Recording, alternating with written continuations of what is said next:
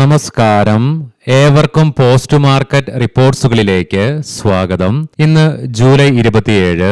അങ്ങനെ കഴിഞ്ഞ ആഴ്ചയിലെ തുടർച്ചയായ 5 ട്രേഡിംഗ് സെഷനുകളിലെ ഇടിവിന് ശേഷം ഈ ആഴ്ചയിലെ ഫസ്റ്റ് ട്രേഡിംഗ് സെഷനായി ഇന്ന് ഇന്ത്യൻ മാർക്കറ്റിലെ ഏകദേശം എല്ലാ ഇൻഡസ്ട്രീസുകൾക്കും തന്നെ ഇന്ന് നേട്ടത്തോടുകൂടി ട്രേഡിംഗ് അവസാനിപ്പിക്കുവാനും സാധിച്ചു. മാത്രമല്ല നിഫ്റ്റിക്ക് 24,000 എന്ന സൈക്കോളജിക്കൽ ലെവൽ ഇൻട്രാഡേ ബേസിസിലാണെങ്കിൽ കൂടിയിട്ടും ഇന്ന് മറികടക്കുവാനുമായി. മാത്രമല്ല അതിന് തൊട്ട് താഴെയായിട്ടാണ് ഇന്ന് ക്ലോസിംഗും രേഖപ്പെടുത്തുവാനായത്. ഇന്ന് ഇന്ത്യൻ മാർക്കറ്റിനെ ശക്തമായ നേട്ടത്തോടുകൂടി തന്നെ ട്രേഡിംഗ് അവസാനിപ്പിക്കുവാനിടയാക്കിയ കാരണങ്ങൾ എന്തൊക്കെയാണെന്ന് വിശദമായി തന്നെ നമുക്ക് ഈ വീഡിയോയിൽ പരിശോധിക്കുകയും ചെയ്യാം. ബോർഡർ മാർക്കറ്റ്സുകൾ ഉൾപ്പെടെ ബെഞ്ച് മാർക്ക് ഇൻഡസ്ട്രീസുകളിലും ഇന്ന് അതിശക്തമായ ഗ്യാപ്പ് അപ്പ് ഓപ്പണിംഗ് തന്നെയായിരുന്നു ലഭ്യമായിരുന്നതും. തുടർന്ന് 23,900 എന്ന ലെവലിന് മുകളിലായിട്ട് നിഫ്റ്റിക്ക് ഓപ്പണിംഗും ലഭിച്ചു. എങ്കിലും 23,900 എന്ന ലെവൽ നിഫ്റ്റി ഇന്ന് ഇൻട്രാഡേ ബേസിസിൽ ബ്രേക്ക് ചെയ്യേണ്ടതായിട്ട് വന്നെങ്കിൽ കൂടിയിട്ടും ഉടനടി തന്നെ സപ്പോർട്ടും എടുക്കുവാൻ സാധിച്ചു. ഇന്ന് പല ഘട്ടത്തിലും 24,000 എന്ന സൈക്കോളജിക്കൽ ലെവൽ നിഫ്റ്റിക്ക് ഇൻട്രാഡേ ബേസിസിൽ മറികടക്കുവാനായെങ്കിലും അവസാനം വെയ്റ്റഡ് ആവറേജ് ക്ലോസിംഗ് വന്നപ്പോൾ ഈ ലെവലിന് തൊട്ട് താഴെയായിട്ട് ട്രേഡിംഗ് ഇന്ന് അവസാനിപ്പിക്കേണ്ടതായിട്ട് വന്നെങ്കിലും 0.96% നേട്ടവും കൈവരിക്കുവാനായി. അതേസമയം സെൻസെക്സിന് 776 പോയിന്റുകളുടെയും ബാങ്ക് നിഫ്റ്റിക്ക് 393 പോയിന്റുകളുടെ നേട്ടവും കൈവരിക്കുവാൻ സാധിച്ചു. തുടർച്ചയായി 2 ട്രേഡിംഗ് സെഷനുകളിലെ ശക്തമായ നഷ്ടത്തിനു ശേഷം ബോർഡർ മാർക്കറ്റ്സിൽ ഇന്ന് നിഫ്റ്റി സ്മോൾ ക്യാപ്പിന് 1.31%, മിഡ് ക്യാപ്പിന് 1.11% നേട്ടവും കൈവരിക്കുവാനായി. അതുകൊണ്ട് തന്നെ ഇന്ന് ബെഞ്ച് മാർക്ക് ഇൻഡസ്ട്രീസുകളെ മറികടന്നുകൊണ്ടുള്ള ഒരു പെർഫോമൻസ് ബോർഡർ മാർക്കറ്റ്സിന് കാഴ്ചവെക്കുവാനും സാധിച്ചു. NSEയുടെ അഡ്വാൻസ് ഡിക്ലൈൻ റേഷ്യോയിലും ഒത്തിരിയേറെ ട്രേഡിംഗ് സെഷനുകൾക്ക് ശേഷം 2082 സ്റ്റോക്കുകൾക്ക് നേട്ടത്തോടുകൂടിയും അതേസമയം ആകെ 937 സ്റ്റോക്കുകൾക്ക് മാത്രമേ നഷ്ടത്തോടുകൂടിയും ട്രേഡിംഗ് അവസാനിപ്പിക്കേണ്ടതായിട്ടും വന്നുള്ളൂ. സെക്ടർ വൈസ് നോക്കുമ്പോൾ ഇന്ന് ഒട്ടുമിക്ക മേഖലകൾക്കും നേട്ടത്തോടുകൂടി തന്നെ ട്രേഡിംഗ് അവസാനിപ്പിക്കുവാനുമായി ബാങ്കിന് 0.5%, ഫിനാൻസിന് 1.5%, ഓട്ടോമൊബൈൽ സെക്ടറിന് 1.5%, IT-ക്ക് 2.25%, ഹെൽത്ത് കെയറിന് 1.5%, മെറ്റൽ ആൻഡ് മൈനിങ്ങിന് 0.25%, FMCGക്ക് 1% നേട്ടം കൈവരിക്കുവാനായപ്പോൾ ഓയിൽ ആൻഡ് ഗ്യാസ്, ടെലകോം തുടങ്ങിയ മേഖലകൾക്ക് ഇന്ന് നേരിയ നഷ്ടത്തോടുകൂടിയും ട്രേഡിംഗ് അവസാനിപ്പിക്കേണ്ടതായിട്ട് വന്നു. Eternal, Interglobe Aviation, Infosys, Bajaj finance, Shriram finance തുടങ്ങിയ സ്റ്റോക്കുകൾക്ക് ഇന്ന് നിഫ്റ്റി 50-യിലെ ടോപ്പ് ഗെയിനേഴ്സ് ആയിട്ട് മാറുവാനായപ്പോൾ ONGC, Cipla, HDFC life, HDFC bank, Adani ports തുടങ്ങിയ സ്റ്റോക്കുകൾക്ക് ഇന്ന് ടോപ്പ് ലൂസേഴ്സ് ആയിട്ട് മാറേണ്ടതായിട്ടും വന്നു.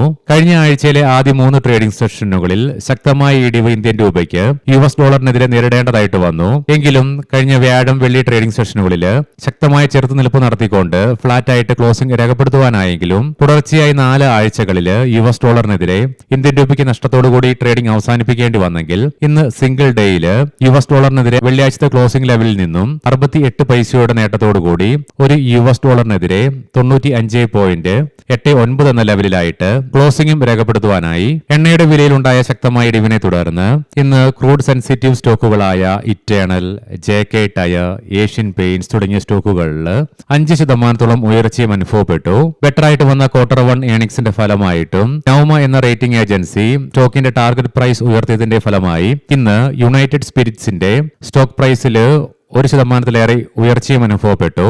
മ്യൂച്വൽ ഫണ്ട് ഹൗസുകൾ കല്യാൺ ജുവല്ലേഴ്സിൽ നിന്നും 5 കോടി ഷെയർസ് സ്റ്റോക്കിൽ നിന്ന് വിൽക്കുമെന്നുള്ള റിപ്പോർട്ട്സ് പുറത്തു വന്നതിനെ തുടർന്ന് ഇന്ന് സ്റ്റോക്കിൽ 5% ഇടിവും അനുഭവപ്പെട്ടു. പിന്നീട് 3.5% റിക്കവർ സ്റ്റോക്കിൽ നടത്തുവാനായെങ്കിലും 1.5% നഷ്ടത്തോടുകൂടി തന്നെ ഇന്ന് സ്റ്റോക്കിന്റെ ട്രേഡിംഗ് അവസാനിപ്പിക്കേണ്ടതായിട്ടും വന്നു. ഇനി നമുക്ക് ഇന്ന് നമ്മുടെ മാർക്കറ്റിനെ ഒരാഴ്ചയ്ക്ക് ശേഷം ശക്തമായ നേട്ടത്തോടുകൂടി തന്നെ ട്രേഡിംഗ് അവസാനിപ്പിക്കുവാൻ ഇടയാക്കിയ ഘടകങ്ങൾ എന്തൊക്കെയാണെന്ന് വിശദമായി തന്നെ പരിശോധിക്കാം. കഴിഞ്ഞ വെള്ളിയാഴ്ച മാർക്കറ്റ് അടയ്ക്കുമ്പോൾ ഗ്ലോബൽ മാർക്കറ്റിലോ അല്ലെങ്കിൽ ഇന്ത്യൻ മാർക്കറ്റിലോ പോസിറ്റീവായിട്ടുള്ള പ്രതീക്ഷയ്ക്ക് യാതൊരുവിധ സ്കോപ്പും ഇല്ലായിരുന്നു. എങ്കിൽ ഇന്നലെ നമ്മൾ മാർക്കറ്റ് ഔട്ട്ലുക്ക് വീഡിയോയിൽ കണ്ടിരുന്നു. US പ്രസിഡന്റ് ഡൊണാൾഡ് ട്രംപ് ഈ കഴിഞ്ഞ വീക്കെൻഡിൽ അപ്രത്യക്ഷമായി തന്നെ 13 രാത്രിയിൽ തുടർന്ന ശക്തമായ ആക്രമണത്തിനു ശേഷം ഇറാനുമായിട്ടുള്ള ആക്രമണത്തിന് താൽക്കാലികമായിട്ടുള്ള ഒരു പോസ് ആണെങ്കിലും നടത്തിക്കൊണ്ടുള്ള പ്രഖ്യാപനം വരികയും ചെയ്തിരുന്നു. മാത്രമല്ല വെള്ളിയാഴ്ച നമ്മുടെ മാർക്കറ്റ് അടയ്ക്കുന്നതിന് തൊട്ട് മുന്നേ എണ്ണയുടെ വിലയിൽ 2% ഇടിവ് അനുഭവപ്പെടുകയും ചെയ്തിരുന്നു. എന്നാൽ ഇതിനുള്ളൊരു കാരണം വ്യക്തമായിരുന്നുമില്ല. എന്നാൽ പിന്നീട് വന്ന റിപ്പോർട്ടുകൾ ഇന്നലെ നമ്മൾ മാർക്കറ്റ് ഔട്ട്ലുക്ക് വീഡിയോയിൽ കണ്ട പോലെ തന്നെ ഇറാനും യുഎസും തമ്മിലുള്ള പീസ് ടോക്കിനെ കുറിച്ചുള്ള ചർച്ചകൾക്ക് പാകിസ്ഥാൻ മുൻകൈ എടുത്തു എന്നുള്ള റിപ്പോർട്ട്സ് കൊണ്ടായിരുന്നു വെള്ളിയാഴ്ച ഗ്ലോബൽ മാർക്കറ്റിൽ എണ്ണയുടെ വിലയിൽ നേരിയ ഇടിവ് അനുഭവപ്പെടുവാൻ കാരണമാക്കിയതെങ്കിൽ കഴിഞ്ഞ വീക്കെൻഡില് പ്രസിഡന്റ് ട്രംപിന്റെ ഭാഗത്ത് നിന്നും ഇറാനുമായി ബന്ധപ്പെട്ടുള്ള താൽക്കാലിക പോസ് പ്രഖ്യാപനത്തെ തുടർന്ന് ഇന്ന് ഗ്ലോബൽ മാർക്കറ്റിൽ എണ്ണയുടെ വില തകർന്നടിയുന്ന കാഴ്ചകൾ തന്നെയാണ് കാണുവാനായിട്ടും സാധിക്കുക. ബ്രെന്റ് ക്രൂഡിന്റെ വിലയിൽ 10.4%, ക്രൂഡ് ഓയിലിന്റെ വിലയിൽ 8.4%-ലേറെയും ഇടിവാണ് നിലവിൽ അനുഭവപ്പെടുന്നതും. ബ്രെന്റ് ക്രൂഡിന്റെ വില $88.39 ക്രൂഡ് ഓയിലിന്റെ വില $82.95 പെർ ബാരൽ എന്ന നിലയിലേക്കും എത്തിച്ചേർന്നു. ഇന്ത്യൻ മാർക്കറ്റിന് മാത്രമല്ല ഗ്ലോബൽ മാർക്കറ്റിനെ സംബന്ധിച്ചിടത്തോളം എണ്ണയുടെ വില ഇടിയുന്നത് ഏതൊരു മാർക്കറ്റിനും ഗുണം ചെയ്യും. കാരണം ഇൻഫ്ലേഷനുള്ള സാധ്യതകൾ അത് കുറയ്ക്കുന്നത് കൊണ്ട് തന്നെ.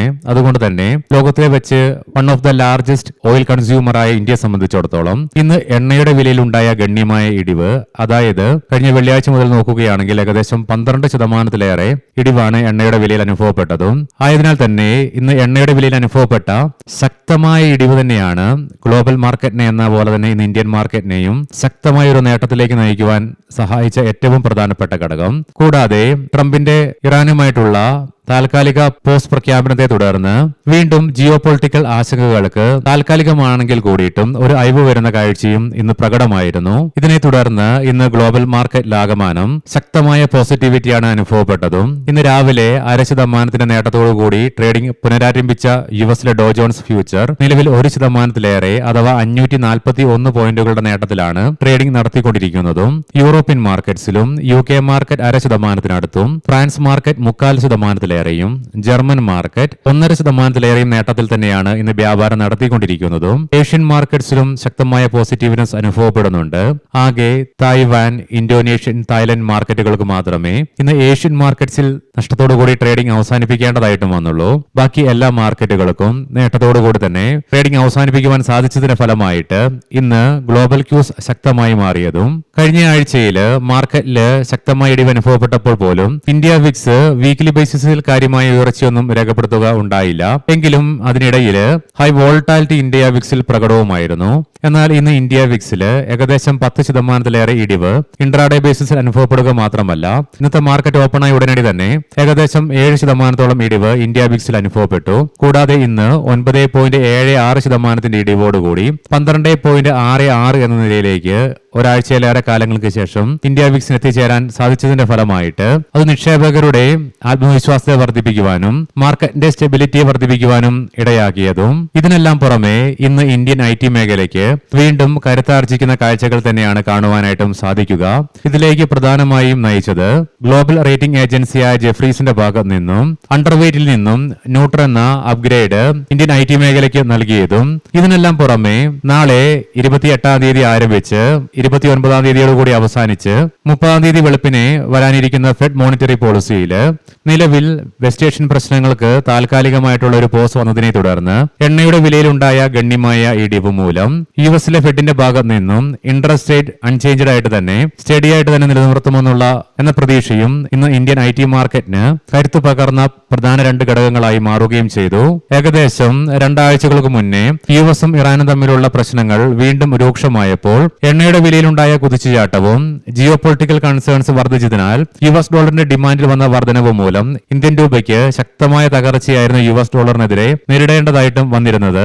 എങ്കിൽ ഇന്ന് എണ്ണയുടെ വിലയിലുണ്ടായ ശക്തമായ ഇടിവിനെ തുടർന്ന് ഈ അടുത്ത കാലത്തെ സിംഗിൾ ഡേയിലെ ഏറ്റവും വലിയ നേട്ടമാണ് US ഡോളറിനെതിരെ ഇന്ന് ഇന്ത്യൻ രൂപയ്ക്ക് കാഴ്ചവെക്കുവാനായതും.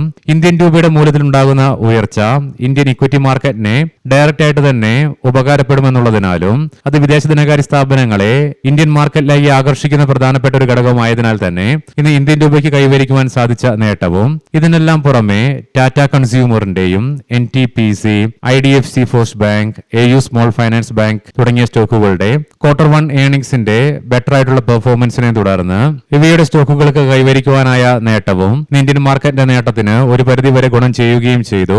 മാത്രമല്ല ടെക്നിക്കലി നോക്കുകയാണെങ്കിൽ ഇന്ന് രാവിലത്തെ പ്രീ മാർക്കറ്റ് റിപ്പോർട്ട്സിലും ഇന്നലത്തെ മാർക്കറ്റ് ഔട്ട്ലുക്ക് വീഡിയോയിൽ നമ്മൾ കണ്ടിരുന്നു അനലിസ്റ്റുകളുടെയും എക്സ്പേർട്ടുകളുടെയും അഭിപ്രായങ്ങൾ പ്രകാരം 23,600 എന്ന ലെവലിന് മുകളിലേക്ക് നിഫ്റ്റിക്ക് നിലനിൽക്കുവാൻ സാധിക്കുകയാണെങ്കിൽ തുടർന്ന് 23,950 24,000 എന്നീ ലെവലുകളിലേക്കുള്ള നിഫ്റ്റിയുടെ പ്രയാണം തള്ളിക്കളയാനാവുകയുമില്ലെന്ന്. എന്നാൽ അതേസമയം ഇന്നലെ മാർക്കറ്റ് ഔട്ട്ലുക്ക് വീഡിയോയിൽ നമ്മൾ കണ്ടിരുന്നു 23,950 24,000 എന്നീ ലെവലുകളിൽ ഒരുപക്ഷെ അതിശക്തമായ റെസിസ്റ്റൻസ് നിഫ്റ്റിക്ക് നേരിട്ടേക്കാമെന്നും ശക്തമായ ഒരു ഉയർച്ച ഉണ്ടാവുകയാണെങ്കിൽ. കാരണം ഈ ലെവലുകൾക്കിടയിലാണ് നിഫ്റ്റിയുടെ മിഡ് ഡേ മൂവിംഗ് ആവറേജ് ആയ 50 ഡേ EMA നിലകൊള്ളുന്നതും. മാത്രമല്ല കോൾ സൈഡിലേക്ക് 24,000 എന്ന സ്ട്രൈക്കില് ശക്തമായ കോൾ റൈറ്റിംഗ് ആണ് മാർക്കറ്റിലുള്ളതും.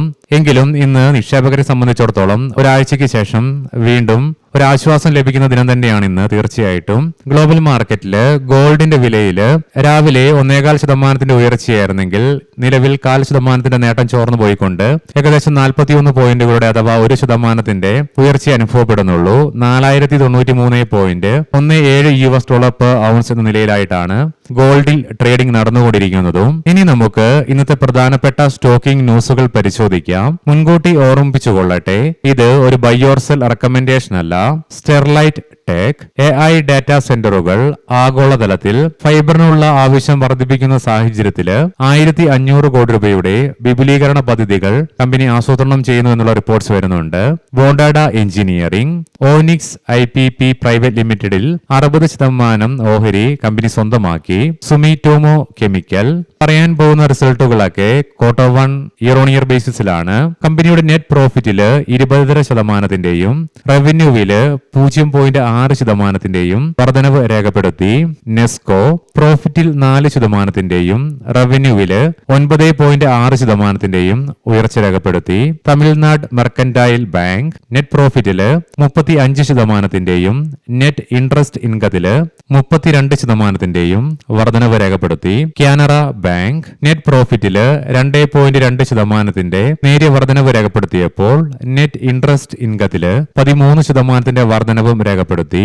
എപ്പിഗ്രൽ നെറ്റ് പ്രോഫിറ്റില് 38% ഇടിവ് രേഖപ്പെടുത്തിയപ്പോൾ റവന്യൂവില് 16% വർധനവും രേഖപ്പെടുത്തി. ആന്ധ്ര സിമന്റ്സ് നെറ്റ് പ്രോഫിറ്റില് 21.3% ഇടിവ് രേഖപ്പെടുത്തിയപ്പോൾ റവന്യൂവില് 42.8% വർധനവും രേഖപ്പെടുത്തി. മോൾഡ് ടെക് പാക്കേജിംഗ് നെറ്റ് പ്രോഫിറ്റില് 14.2% ഉയർച്ച രേഖപ്പെടുത്തിയപ്പോൾ റവന്യൂവില് 24.9% വർധനവും രേഖപ്പെടുത്തി. വാസ്കോൺ എഞ്ചിനീയേഴ്സ് ലിമിറ്റഡ് ജാംനഗറിലെ 4 G+12 കെട്ടിടങ്ങളുമായി ബന്ധപ്പെട്ട് റിലയൻസ് ഇൻഡസ്ട്രീസും വാസ്കോൺ എഞ്ചിനീയേഴ്സും തമ്മിലുള്ള 132 കോടി രൂപയുടെ തൊഴിൽ കരാർ കോൺട്രാക്ട് രീതിയിലുള്ള താൽപര്യങ്ങളിലെ പൊരുത്തക്കേട് കാരണം പരസ്പര സമ്മതത്തോടെ റദ്ദാക്കി. ഏവർക്കും നല്ലൊരു സായാഹ്നം ആശംസിക്കുന്നു. നാളെ രാവിലെ പ്രീ മാർക്കറ്റ് റിപ്പോർട്ട്സുമായി കണ്ടുമുട്ടാം. നന്ദി, നമസ്കാരം.